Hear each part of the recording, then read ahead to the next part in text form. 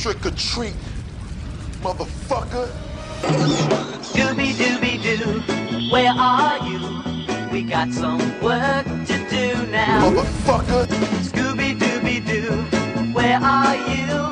We need some help from you now. Motherfucker. Come on, Scooby-Doo, I see you. Pretending you got a sliver. Motherfucker.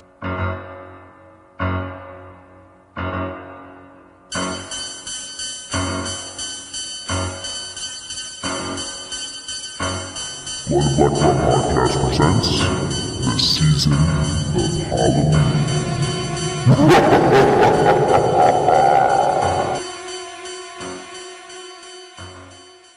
Hey guys, welcome back to the Blood and Black Rum Podcast. I'm Ryan from ClosePlaytation.com, and I'm joined with my co-host Martin. How's it going? It's pretty good. We are into the final episodes of the season of Halloween. We've done everything from Halloween 1 to Halloween 6, The Curse of Michael Myers. We skipped Halloween H2O because we had already done that episode prior, and so we're now on probably one of the least respected films in the series, and obviously that is in no small part due to Busta Rhymes, who you heard at the beginning of of this podcast episode. But we're talking about Halloween Resurrection today. And Halloween Resurrection, I don't know if you can consider it like the end of the Halloween franchise as we know it, but it really was like the nail in the coffin, I think, of continuing this iteration of Halloween. At this point, I feel like they really had nowhere to go. They didn't know what they were doing at this point, even though there is some talk that Halloween Resurrection was planned even to go along with Halloween H2O. I don't know if that's true or not, but the whole thing seems like they really just lost a sense of direction, didn't know what to do. And, we're into the 2000s now. We're getting a little bit more technologically savvy, and Halloween Resurrection really adopts that for its premise, for good or for ill, especially now watching it in sort of its dated context. Very dated.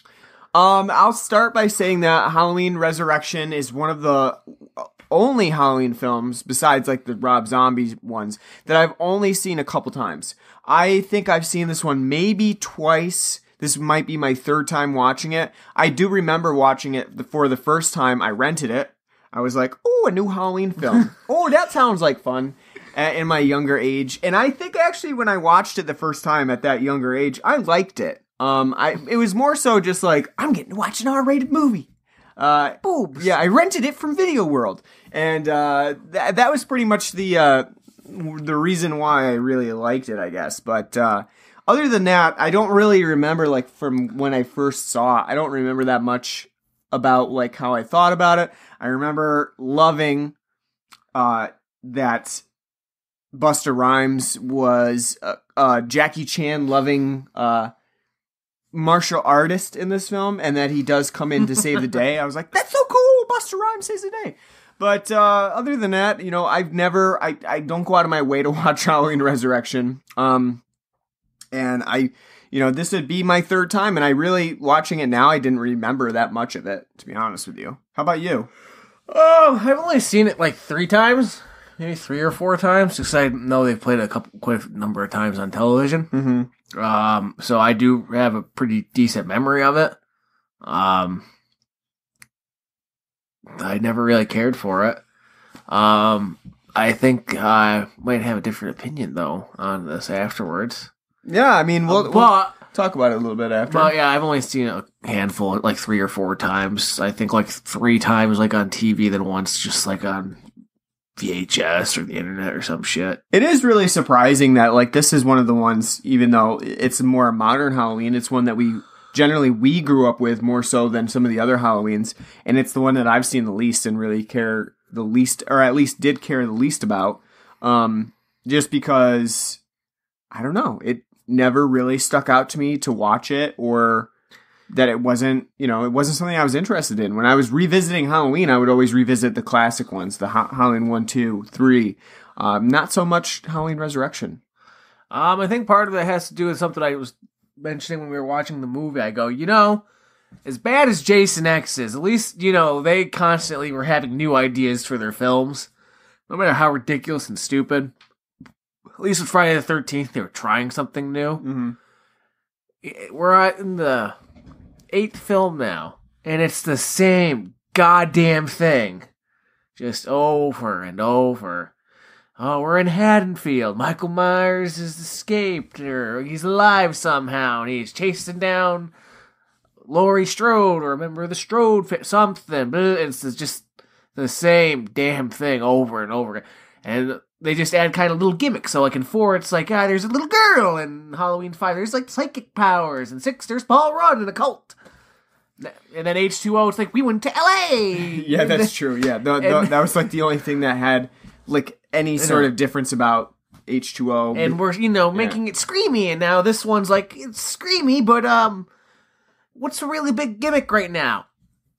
Reality TV. Blair Witch Project made a shit ton of money off the whole gimmicky first-person camera stuff. Yeah. Let's do that. So it's not, they don't do anything drastically to, like, change the formula. They just slap a gimmick. At least with Jason, when it comes to the gimmicks, they're, like, rewriting, you know, the world and what's going on to happen, you know, to Jason in there. That kind of, I mean, granted, like I said, it's stupid and nonsensical most of the time, but at least, you know, they're putting more effort into this. Is literally like what Mustafa Kaj is like, look, we don't really need to do anything crazy here.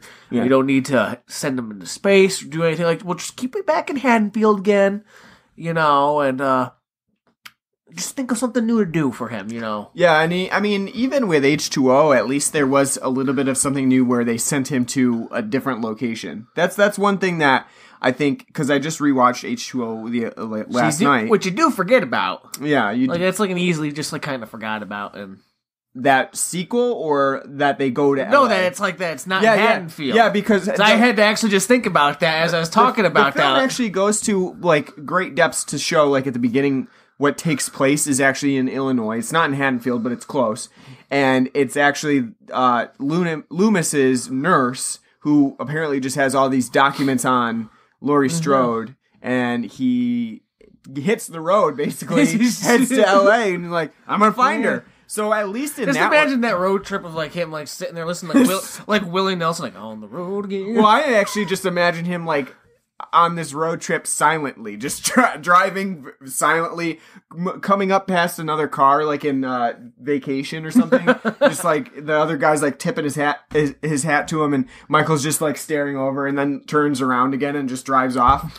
That's what I imagine, like that car ride being like super boring. Michael like just in his thoughts, you know, and actually like that doesn't. It's not that surprising, because we know that Michael sat for like 15 years just not doing anything, staring at a wall until he could get out. So perhaps that drive was a little fun for him. Like, woo! Yeah, a little adventure. But yeah, in this one, like, Resurrection, I will say that the only thing that really has going for it is that it does have that gimmick of, hey, we're going to adopt some technology here. We're going to do a reality TV show. We're going to show, like, we're up to speed with webcams and Palm Pilots.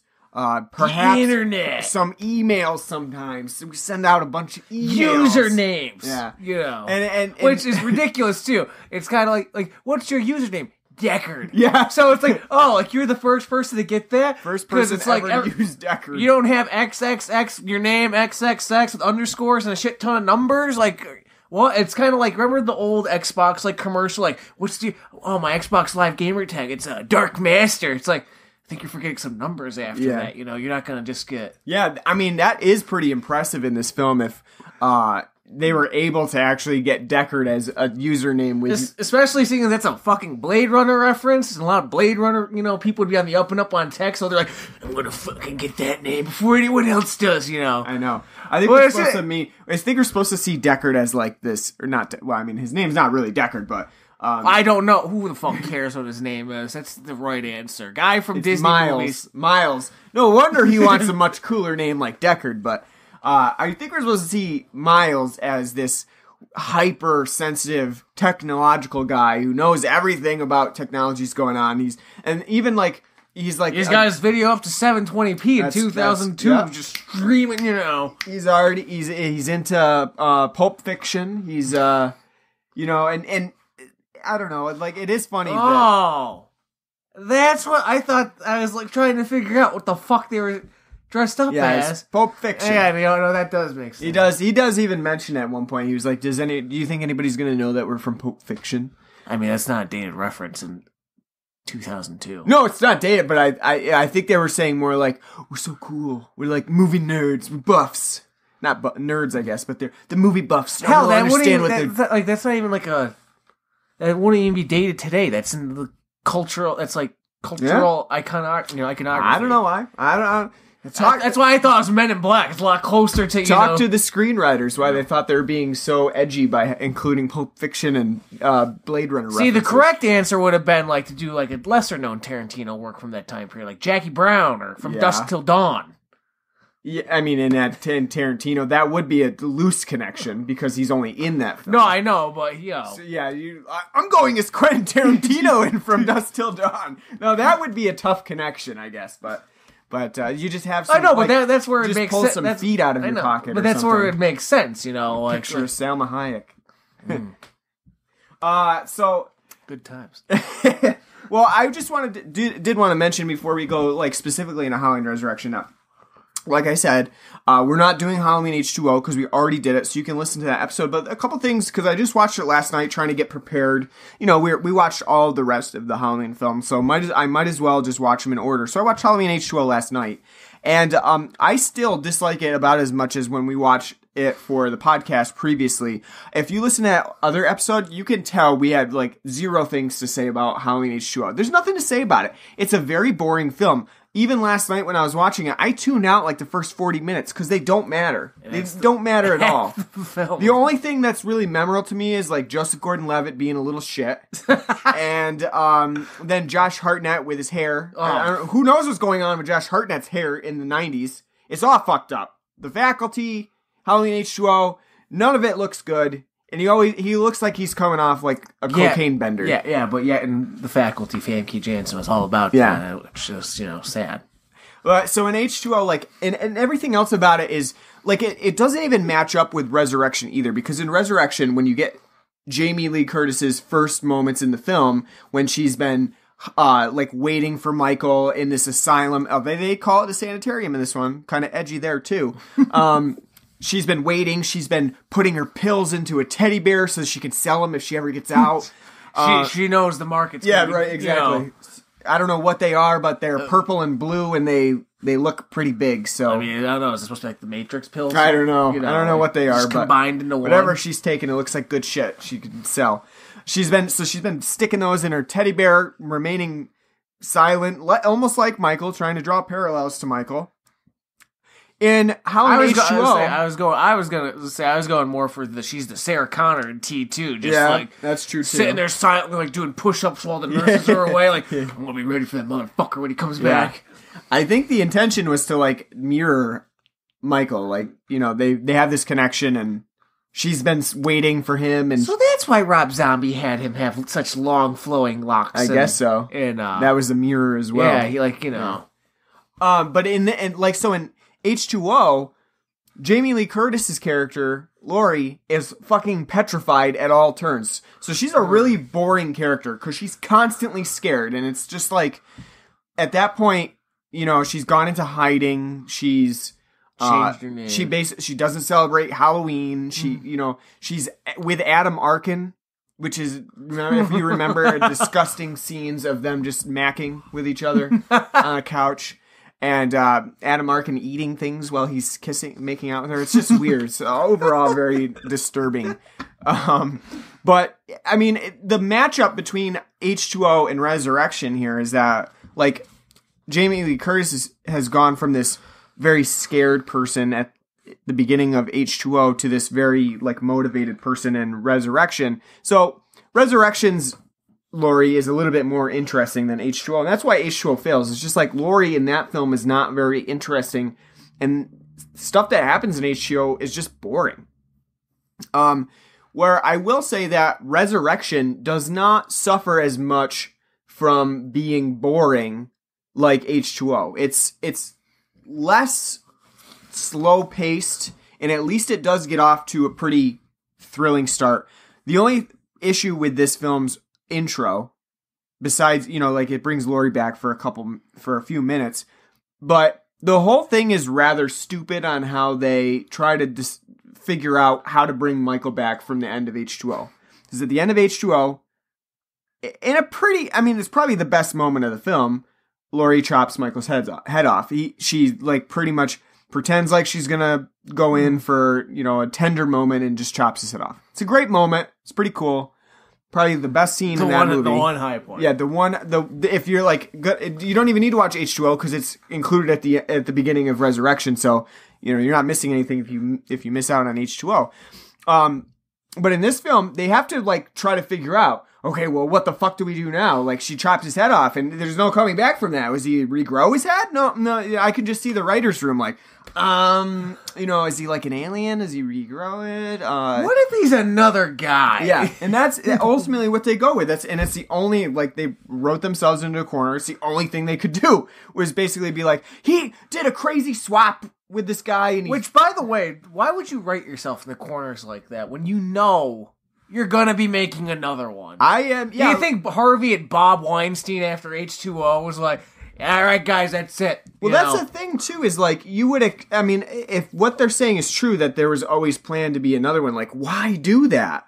Why write yourself into a corner like that? Because once you get to Resurrection and it's explained to us by a nurse expositing to a new nurse who's like, oh yeah, this is Laurie Strode. This is what happened to her. None of it really like seems realistic. They have to go into extreme depths like, oh yeah, she chopped his head off. But when they found out who it was under the mask, it wasn't Michael. It was someone else. Turns out Michael actually switched the mask with another guy and had it exactly the same mask. And but then why didn't he say anything? Oh, he crushed his larynx, Yeah, it all like everything has to be so convoluted at that point that it doesn't really make sense. And at that point too, you might be better off just being like, I don't know how he came back. He came back. What happened? Not sure, but he's back, and we're gonna leave it at that.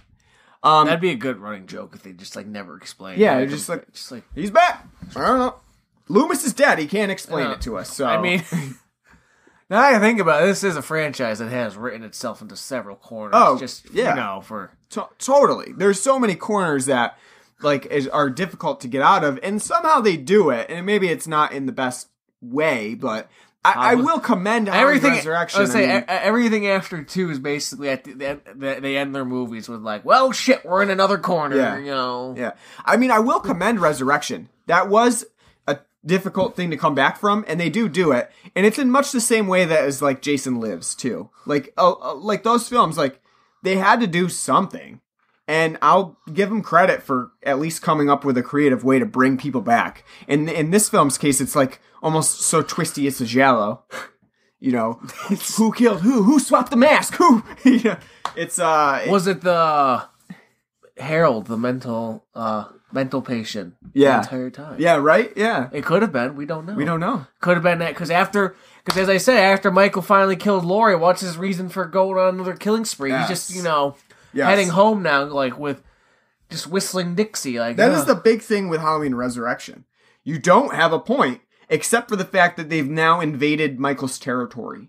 That's like literally the only motivation for Resurrection, and it seems to be a very, I don't know, a very like loose connection because you're right. After the end of once he kills Laurie. He kind of just walks off into the night. It's like, and then you might as well just like like the ending of The Breakfast Club, like don't you? It's like you can see him getting outside of the sanitarium and being like having like a breakdown, like just sitting and like crouching in a fetal position, like what do I do now? Like my life's work is over, but I can't die. So what are my next steps? So apparently in Resurrection, they make it seem like he just goes home. He goes back to Haddonfield, goes back to the Michael Myers house. And then for however he did it, he created like some downstairs basement dwelling that no one knew about. And if you were watching Better Call Saul, he probably faced the same dilemmas that Gus has been facing when trying to build an underground meth lab. Werner was there. How do you create an underground tunnel system without people knowing it on above ground? It doesn't really make sense. It's never hinted at in any of the other Halloween films that the Myers house could potentially have an underground network of tunnels. Hey, maybe somewhere. Maybe at the end of the beginning of Halloween 5, when we see how he escaped his death in Halloween 4, the shotgun explosion blast. In Halloween 5, the opening, they show like, oh, he went through a sewer pipe that was nearby. Maybe it's like, man, that's a great idea. Like a little Batcave escape. He's like, I'm going to be working on that in my downtime. Yeah, I mean, I guess like we're just supposed to suspend belief because Resurrection introduces, or maybe not introduces, but sort of hints at a lot of things that we just never really see. Like there's a basement set up in, like a hidden underground basement set up in the Myers house, as though... Well, that shit, I think, was put there by Busta Rhymes. Now, obviously, they couldn't have built it, though. They wouldn't have built an underground thing like that. I would not imagine. No, he had to have. I find it hard to believe in 1963 the Myers house had, like, okay, well, the commies might come one day. Well, we got an underground bomb shelter. But here's this, fucking Legend of Zelda keyblade from Kingdom Hearts type of key to open and close it. I know, but just thinking about the logistics of Dangertainment, a new and upcoming webcam series that doesn't really have any, like, money at this point. They're trying to make the money from the show. How would they really have the income to build this elaborate basement? Well, that's why everything else was cheaped out on, except that part. They hate, Because, I do feel like in some ways the film is trying to say, like, no, it's always been there. If you think about it, the entertainment, Busta Rhymes' little program, has to have quite a lot of money. In 2001, it ain't going to be exactly cheap to broadcast, you know. Like set up all the webcams and at the quality that they're getting, Yeah. And however they promoted it, I don't know. It's pretty impressive that they actually had so much promotion for it. Well, that was back before, like, people knew about ad blockers. That's true. That's so true. They probably had anytime you... Ads everywhere. Tyra Banks-dancing. Just like, watch our show! Yeah, but, I mean, you're right, though. For Resurrection, there's really no motivation here. It's really just that Dangertainment is going to the Myers house, and that pisses Michael off that they're invading his territory. And so instead of having any real, like, familial motive, like in any of the other Halloween movies, there's nothing here. It's just like, there's people in my house, I'm going to kill them.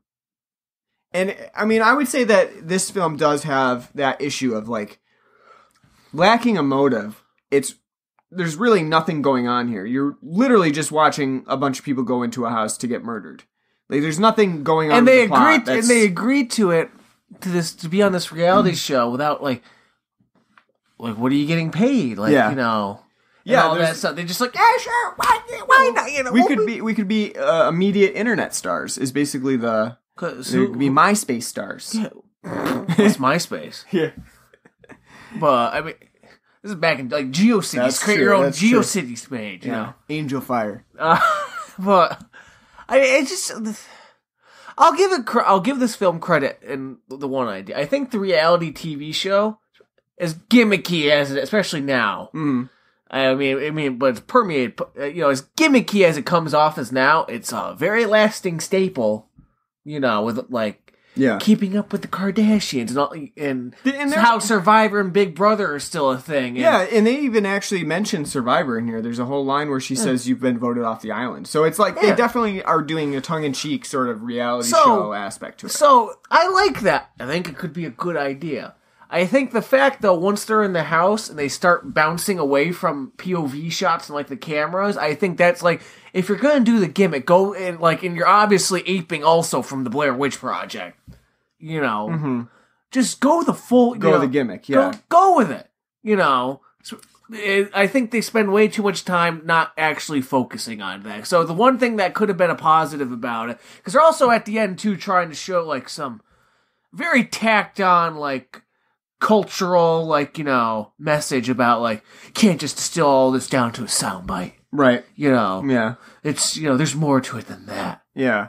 So like, if you're going to go that route, you actually have to commit to the idea, and they're not willing to commit to the idea. I think the other thing, too, about this thing is that they don't really know what to do or how to do the footage well, because in the footage, we sometimes see, like, random snippets of the Michael Myers mask in, like, staticky footage, and it's like, what does that mean? Like, why would that doesn't even make any sense, because Michael Myers is not, in this case, like a supernatural ghost that's, like, showing up in digital ideas or anything like that. It made me think of the Friday the 13th game where how Jason can just, like, he distorts the camera. Yeah, you're right. And just, yeah, but it's, like, for this film, it doesn't make any sense. So it's there as, like, an atmospheric thing. And especially, too, seeing as with H2O, they retconned 4 to 6 out of the history, so for all we know, he's still a man. There's none of this Celtic cult bullshit. Cult stuff. And even this one kind of, like, when he runs down the history, it leaves out 4 through 6, so there's no... Yeah, I mean, it just doesn't really make any sense, so I really wish they would have just either gone with it, go wholeheartedly with, like, the realistic aspect of showing webcam footage, or just leave that out and just do, like, a more, I don't know, like a walkthrough of the Myers house. But to do both, it doesn't really work that well. And then you end up getting this weird thing where it almost seems like Ryan Merriman's character, Miles, is sort of not, like, in the main cast, because it seems like they were filmed separately. Which, his bits are totally fucking pointless. Yeah, exactly. The whole, like, the voice, like, I know they're trying to go for the whole, like, it's voyeuristic, like, they're watching in on. Again, critique that could have been kind of ahead of its time in 2002. That's totally lost, because it turns into, and at least in my views, the fucking scene in American Pie with Nadia. Just them, like, trying, getting their rocks off, but not with, like, the whole satire and critique of being like, oh, look, you're the voyeuristic view of watching other people live their lives and the things they get into. No, it's just, oh no, let me send my message to your Palm Pilot, and you get sent letter by letter without, a username or a number on it. It's just, he's behind you, Yeah, I do think, like, the funny thing about this is that when, like, it does seem like they were both shot separately and then sort of combined. It was like, all right, one's the first unit, one was the second. Exactly. And we'll combine them, but they're not edited that well together, because for a lot of, like, we'll get scenes at the beginning of the film with Ryan Merriman and that other guy that seems like he's a walk-off of Boy Meets World, but... Yeah, his blonde hair. Yeah. But generic, like... Yes.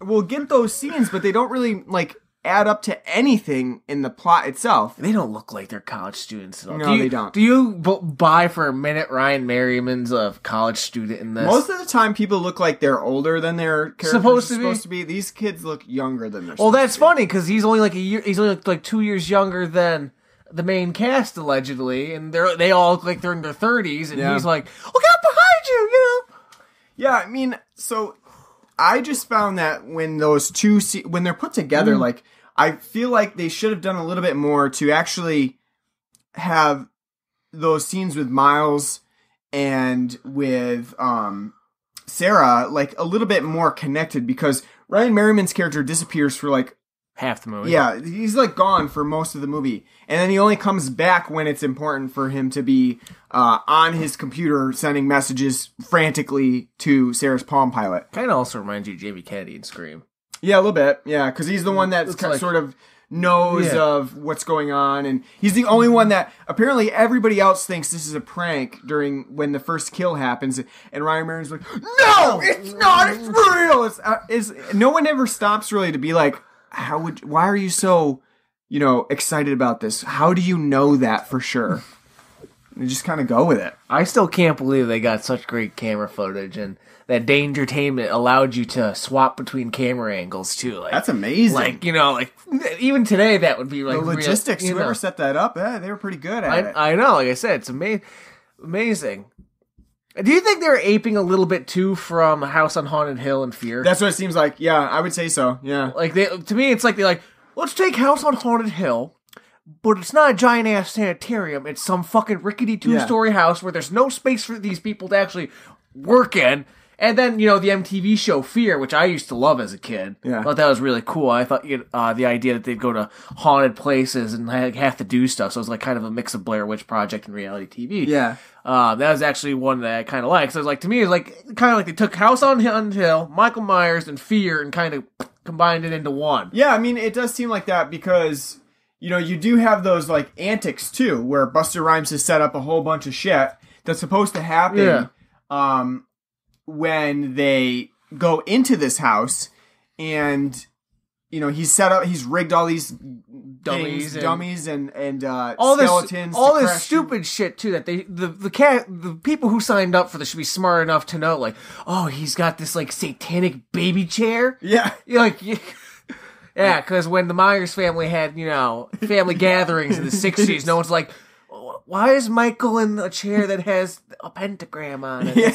Doesn't seem very Christian-like. Yeah, it's just, like, it does seem like they were going for House on Haunted Hill a little bit there. And I don't know that it works that well because when you really get down to thinking about the logistics, like, so Busta Rhymes put up a fake wall with skeletons behind it, but did not notice that there was been a person living behind that wall in a vast tunnel system with a creepy doll that has screws in its face. And rats that he's Yeah, eating. and then rats that he's eating. But there is fine seasonings. Yes, Michael does like His fennel because apparently one of the characters in Halloween Resurrection is obsessed with just like cooking for whatever. It's like He's a weird character. He's trait. a cooking major. And They don't say it, but because when we meet him, he's in like a cooking class. But it's a weird no one who's a chef just goes around talking about, like, I love cooking, and don't interrupt me when I'm chopping my celery. Well, no, everything, and you're right, no, like, he is. Like, it's just, like, a ridiculous, like, an kind of like how they outlandish had, way I say, like, kind of like how they ever have, like, a fat person in, like, the cast. Like, yeah. like always kind of like, boy, I'm where'd hungry. you get that sub from? Like, oh, I'm so hungry. And it's like,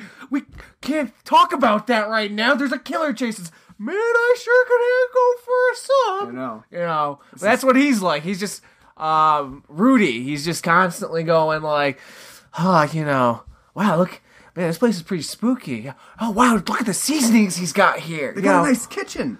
Yeah, and apparently Michael has been shopping recently because...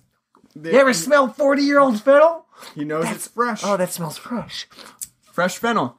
So Michael does like to season rats with fennel. It's the only way you can eat them. The Lost, as you said, Halloween film is it's Michael Myers hasn't been trying to kill people.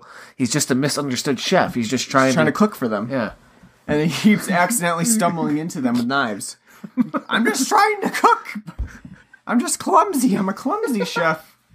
I don't know. I mean, there's some, I would say though that those elements, those stupid elements do make Resurrection a bit more fun than H2O though, right? I mean, it's stupid, it's corny and gimmicky, but at least it's a little bit more entertaining than the blandness of... No, you're absolutely right, because one of the big problems that I mean, we've talked about, but one of the main problems I have with H2O is it's clearly suffers from slasher films of that same company, same writer, Yeah. being by Kevin Williamson. It's clearly like, let's just make Scream again. Mm-hmm. And instead of the actual smart commentary in it. So H2O is bland because it's literally Scream, like trying to go the Scream route. But it has none of the interesting qualities about Scream. Here, they at least, they get away from that outside, as you mentioned, the poster for this thing. Oh, yeah. Yeah, the poster for this is... Screamtastic. It's exactly like it. And they even pull the thing where Jamie Lee Curtis is the first person on the blade. And they got like in Scream where Drew Barrymore is on it, and it's sort of like a fuck you to the people who thought that Jamie Lee Curtis was going to be a big part of Halloween Resurrection, because she's not. Ha! Psycho reference! Yeah. Yeah, well, that was in H2O, because they had Janet Leigh in H2O, and they actually even had... I know, but it also would be it's true. Oh, she's back again. Nope, she's dead. Yeah. But no, I mean, that poster really is Screamtastic. It was like the main cast and a knife and, the mask in the background.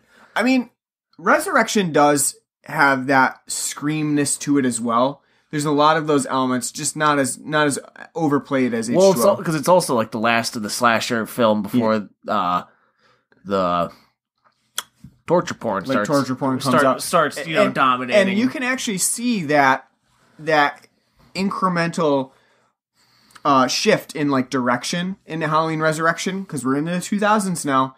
2004's Saw was, and then even the subsequent sequels to Saw after were big portrayers of this, but Resurrection has so many slow motion scenes. Like, so many. Like Ghost Ship. And what it does too, and again, that's another House on Haunted Hill trait too. Mm-hmm. It has those slow motion scenes that then speed up real quick, and then slow down again. And it's, that shift in, they wanted you to feel off kilter. But what it really does is make you super annoyed. Because, literally 20 minutes of this film is in slow motion. There's just so much of it. It's just Michael Myers underwater. Yes. It's Halloween Sea-Lab 24. And it's so unnecessary, too. It's some of the slow motion scenes are just like Michael raising a knife or walking forward. It's like, he already walks slow. I will give it credit, though. Like, it is annoying, but it's not like... I really don't like with... Like on House on Haunted Hill and Ghost Ship, where it's like super slow mo, and then like that Nine Inch Nails like MTV music video, like sped up, like it's creepy because it's moving. So like the anarchy. That's more Halloween 6. Yeah, because Halloween 6 does have those like seizure-inducing moments with the strobe camera movements, strobes. But here, this is just kind of like slow mo because it's like after you just took like a hit of X at the club and Sandstorm's about to come on because at this college party for some reason in 2002, they're playing like this hybrid mix of pop punk techno. Yeah, this is really weird. Don't remember that being a thing. I do like how they adopt Michael Myers' mask for the times, though. I think it went the Sum 41 route for Michael's hair, to be kind of power blasted on out. The mask itself is kind of it's inconsistent, like because there is that one scene in particular where it's very spiky hair, like the front man from Sum 41. But then it's like me that one time when I rolled out of bed. Exactly. My hair's a mess. Yeah, and I believe I would attribute that messy hair to the plaster that Michael got stuck in it when he crashed his head through the fucking door at the sanitarium, which was in such unnecessary slow mo. Yeah. Like why would you want to we get it, like it's kind of like $6 Million Man showing like, oh, look how strong he is, but it's like, oh, look at that cheap effect of that door come crumbling down. But the mask is so inconsistent with that because like it is that one scene, and then I'll say afterwards like he has more of the slick back regular hair, but that one scene is really like the guy from Sum 41. It's very very noticeable. But the whole thing with this film is that it's really playing up like the character interactions in the house. And for one of the detractions here is that most of these characters are not likable in the slightest. They're all very annoying, and especially Jen, who is sort of like this really Dharma, basically suffering from 1990 syndrome, where she's not really grown out of the haircut and makeup effects, and it really looks like her makeup effect was like, I haven't slept in a week, and I would like another hit. And I think that's really like, but other than that though, she's still just super annoying because throughout the whole thing, she's playing hard to get. Either that or just really trying hard not to be sexually molested. I'm not sure. I don't think it matters in 2002, does it? I mean, it's both are the same thing. Hard to get sexually molested. I don't know. Thomas Ian Nichols as Bill, he's always kind of played that kind of yeah, creepy, like, hey, scummy. Even in American Pie, he's like, come on, just want to get laid. Yeah, that's true. Yeah, that's Tyree, why? Oh. Crying the entire time, which basically is him, except in a horror movie setting with his, hey, maybe we should be wearing the Gap, with his nice sweaters and, ugh. Yeah, but he needs the money. They all do. I mean, you got Donna, Daisy McCracken, who's a critical studies major? Not really sure what that is. Haven't heard of it before. No. Pretty sure it's a made-up degree. Didn't want to have sex with the guy because screwing an art major is the equivalent of... Music major. Well, He's a music major is the equivalent of screwing is equivalent of lesbianism. Yeah. I don't know what that means. I mean, is it the bad thing? Good thing? Not really sure.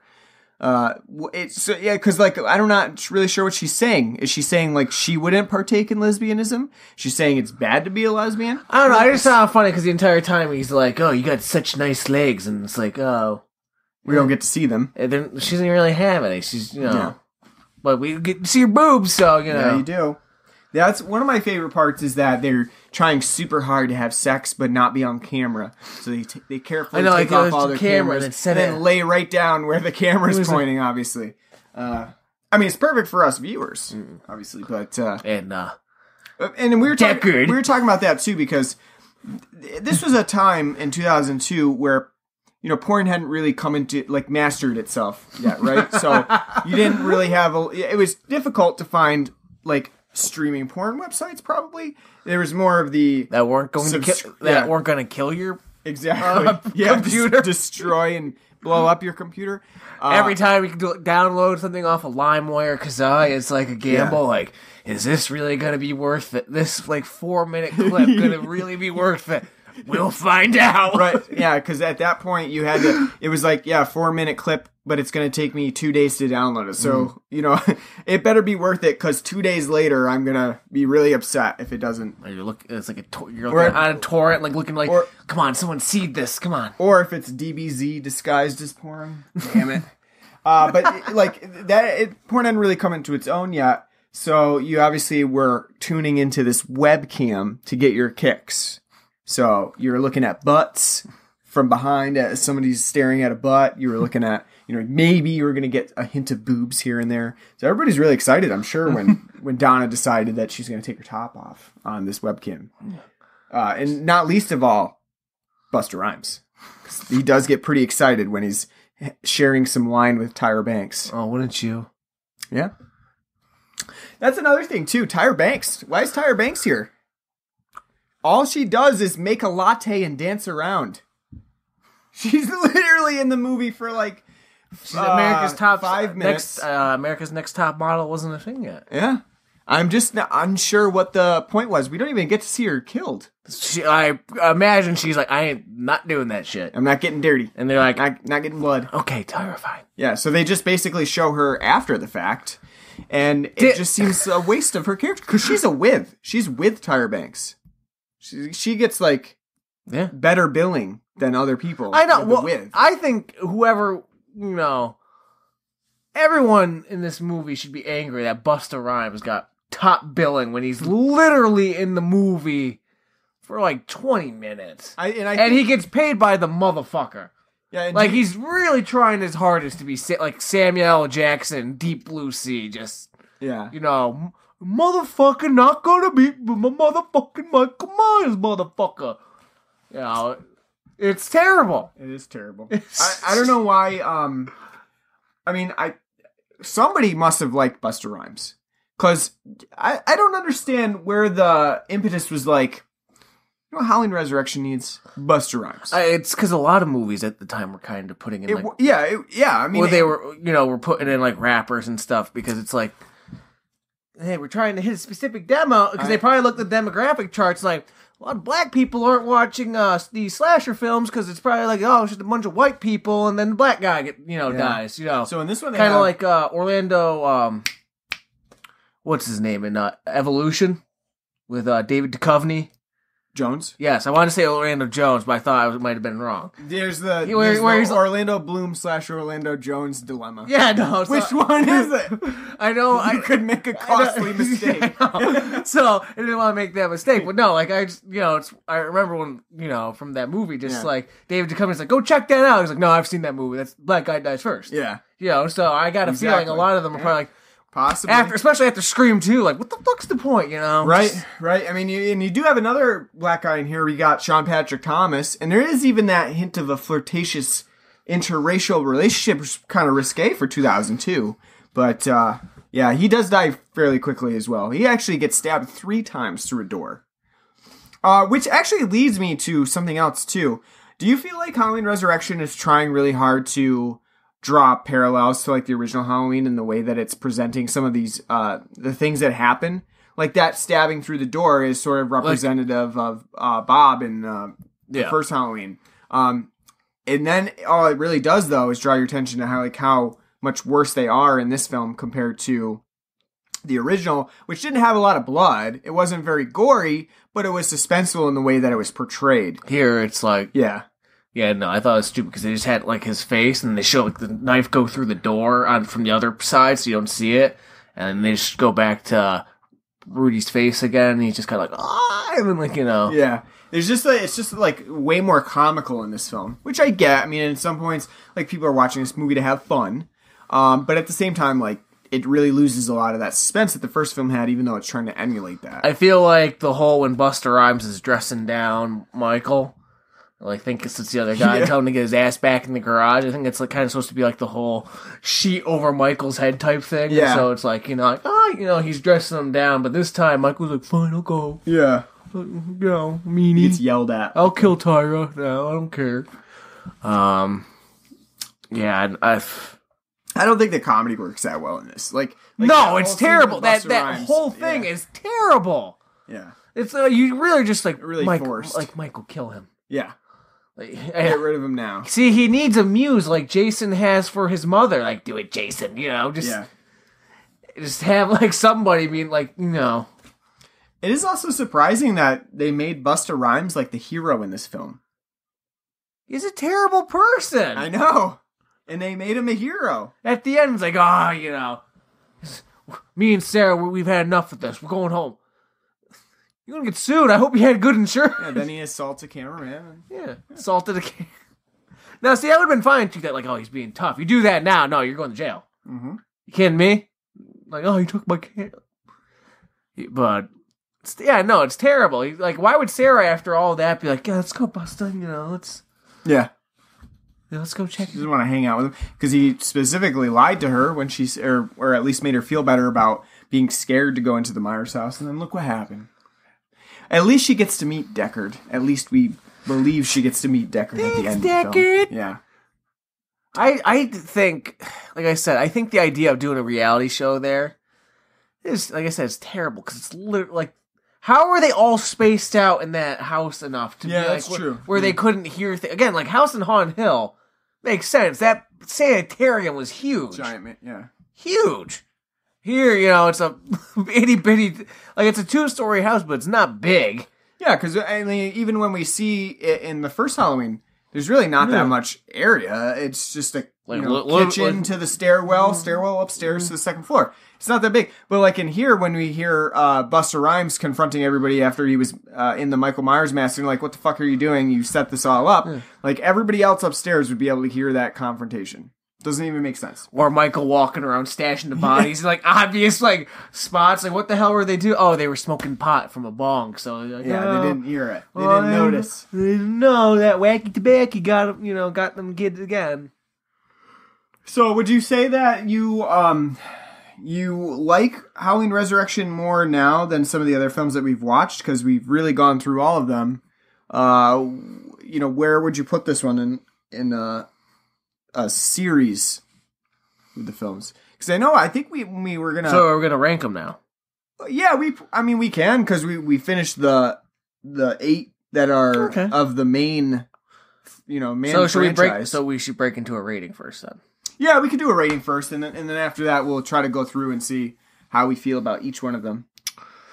So, out of 10, yeah, fennel seeds. All right, fennel seeds, fresh fennel seeds. Fresh fennel seeds. I might have gone with Palm Pilots, but fennel seeds as well. Well, you were the one that was all over the fennel seeds. Like you were just like, I mean, I love it. I just love the idea that Michael Myers donning his chef's apron. I never thought there'd be something from that generation that would date more than blackberries, and I totally forgot about Palm Pilots. I mean, Palm Pilots are in the era that I don't know that much about them, to be honest with you. I remember seeing them at like Circuit City, you know. Yeah. When that was a thing, you know, like. But I mean, like, those are so dated that, or for at least for me, like, that was something that I don't never understand used or the technology behind. No, I don't. No. But like, when you think of like an old phone from that time period, I mean, I know it's a little bit later, like it's like 2005, 2006, like the BlackBerry. But that's what I would think of, like, it's like, oh, like a BlackBerry. Not a Palm Pilot. And then when it was, watching this movie, it's like, totally forgot that was a thing. You know? Palm Pilot's like in between pager and car, cell phone, and BlackBerry, I would say. In that, it would be kind of interesting if, like, she was receiving all of her information via beeper or something like that. We never really got a slasher movie like that. Like, hold on, it's still loading. I don't know what it says. He's damn it, scroll faster. Yeah. Get Big Bob out there. Yeah. Beepers for everybody. Beepers. All right, so out of 10 fennel seeds. So 10 fennel seed Palm Pilots. I'll give it a 6. Yeah. I'm being pretty generous with that, but I'll give it a 6. Just because even though this is by no means a good movie, it's at least entertaining enough, which I didn't think I'd think that. I think I like it and I gave 6 a 6, and I would feel almost like I'd give this one a 5, but I like this one almost as much as 6. Mm-hmm.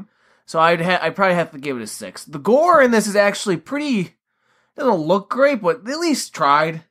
Like, chopping off Jen's head with that, that was ridiculous. Yeah. That was something like out of Friday the 13th. Yep. After this movie, I have noticed the trope that at least in, like, seems like for, like, every film that Michael Myers has been in, there's at least been one kill he's killed somebody by crushing their skull. Yeah. They threw that. I always thought that was kind of just like a one-shot type thing, but no, it's made its appearance several times in here. Mm-hmm. I think the idea is interesting. Like I said, I think I really do like the idea of using reality TV, especially because it pairs so well with the time period when reality TV was really in this big, it wasn't really a new thing by that point, but it was, really starting to get ridiculously huge. Yep. I think they could have done a better job with it, obviously, but it is what it is, and I do think the opening 20 minutes of Jamie Lee Curtis in the sanitarium is probably the best part of the movie and actually pretty cool and interesting to see. Especially because she grew her hair back out, went from and then like, Yeah. Yeah. So I guess I'd give it a 6. I probably would give it a 6 as well. I think I gave the Halloween 6 a 6.5. And I think I like this one just a little bit less than Halloween 6. I think it's still much more fun than Halloween H2O. And I think that's saying something, because H2O is really bland. And this one is, like you said, it's not great. The acting overall, which we didn't really mention a lot of, outside of Busta Rhymes. Like, there's nothing going on. It's all terrible. Yeah. Just dreadful. Jamie Lee Curtis is the best person. Yeah. Like, she actually, believe it or not, for her short little bit in this, she actually had, a fire and a passion. Yeah, and I mean, I would say, like, despite all of that, I still think it's fairly a fun film. It's entertaining. At least the kills are well paced throughout. Like, they're very dispersed throughout, and I think that's important, especially for a film from like 2002. You really want it to be well structured for what you get. So I think it does pretty well. It's entertaining. I don't love The Mask, but I think it's better than some of the other ones that we've seen throughout this series, like 4 and 5 particularly. I think it's better than.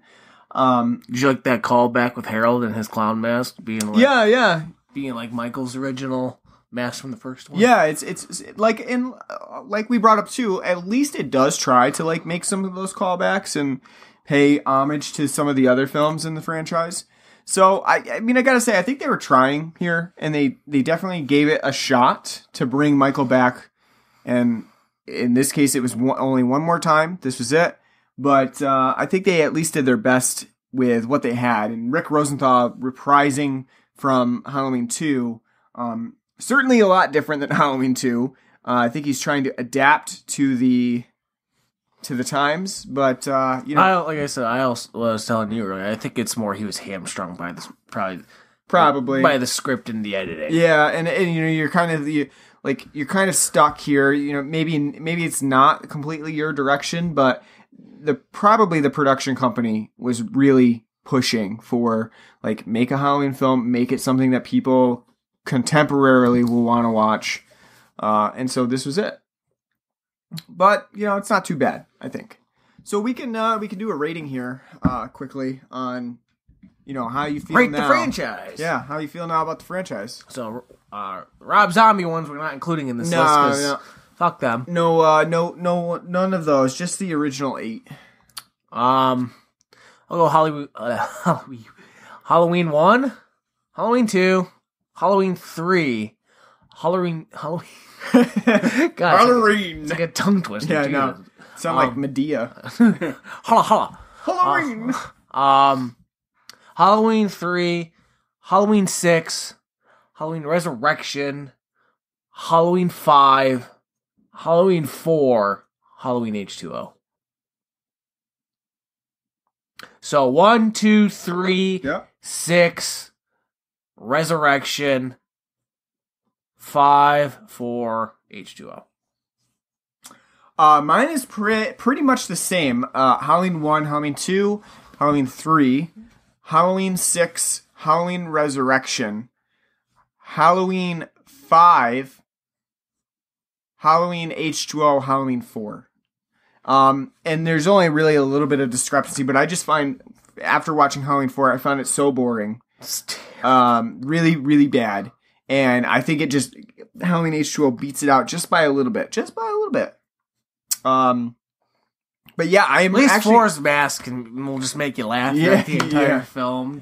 I'm actually really surprised that now after watching them all, that 6 in Resurrection. I have much more appreciation for. It's weird because I always have thought 4 and 5 I like quite a bit, but rewatching them now, it's like they're really not good. They're really not good.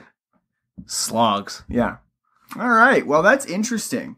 So next week, or earlier, who knows? Yeah, or earlier, it's going to be the new film. I'm excited. Can't wait. It's going to be like a 4-hour film. I can't believe that we're coming to the end of this thing, of Season of Halloween. It's crazy. This felt shorter than the Saw. Oh, yeah, for sure. Yeah. It's crazy to me that we're coming to the end of it. By the way, was last year Jigsaw? Or was it 2 years ago now? That was 2 years ago. Oh my god. Yeah. Doesn't that just feel like something? So yeah, we're coming to the end of this thing. Surprising, but we're ready to move on, and we probably are going to have a surprise last episode. To finish off the October month. Yep. Because we're going to fall just a little bit short. So stay tuned for that. We hope you tune in next time for the new, our discussion on the new Halloween. And to keep abreast of all of our activities, you can follow us on, iTunes, on Stitcher, on Podbean, anything else that you use as a podcasting app. We're on it. So subscribe to us, leave us a nice review. We're on Facebook at facebook.com/Blood and Black Rum Podcast. We have a Twitter at Blood and Black Rum. Tweet us on there. We have an email at bloodandblackrumpodcast@gmail.com. You can let us know what you think about the show, any other films that you want us to cover in the future, because we are looking, we're going to have a little bit of a leeway between after Halloween and before our Christmas season when we do our Christmas episodes, because we do have some, obviously to take care of in the Christmas season that we've been continuing all along. That's right. Silent Night, Deadly Night Part 4 this year. All right. And then we also have a Patreon page. So if you go to our Podbean website at bloodandblackrumpodcast.podbean.com and you sign up to be a patron, which is just a donation of at least $1 a month, then you get all of our episodes at least one day early. Sometimes more if we were able to get them out earlier. but most of the time 1 day early. So if you want to help contribute to the show, head over to the Patreon page and donate, and we appreciate it. All right, we'll see you next week for Halloween 2018. We're all very excited. Let us know what you're looking forward to for the new Halloween movie, and let us know what you thought of it when you see it. All right, we'll see you later. Take care.